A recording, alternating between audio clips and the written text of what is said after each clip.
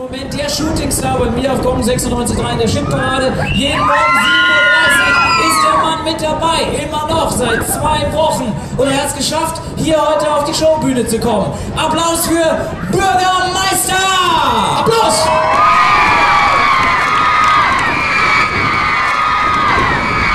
Servus, Minger!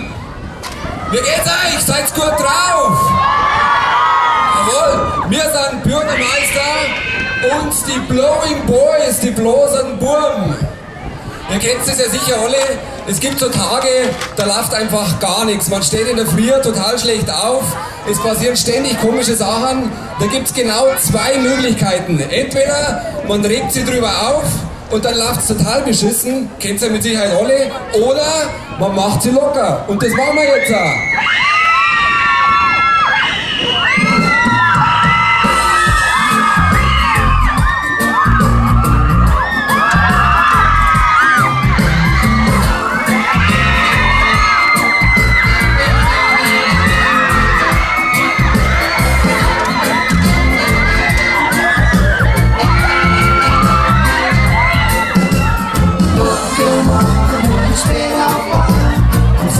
Schwitzen kann und wir ganz ist nach der guten Region.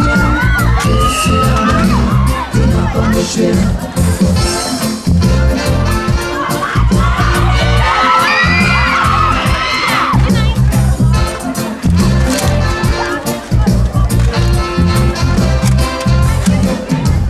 Leidig in der Früh, ein Wickerlein.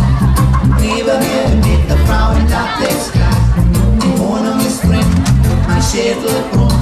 Die letzte halbe gestern war bestimmt nicht so. Die Russen weg war, dann zieht die Uhr. In der Hoffnung, dass ich unbemerkt verschwinden kann. Doch spüre ich die Handschellen, hing irgendwie, doch er ist schön. Den Schlüssel auf ihr Ende. Wir werden den locker machen, wollen später fahren. Serien schwitzen, dann im Biergarten sitzen, einfach locker machen, der guten Region. Ist wieder bei mir, die Nachbarn beschweren.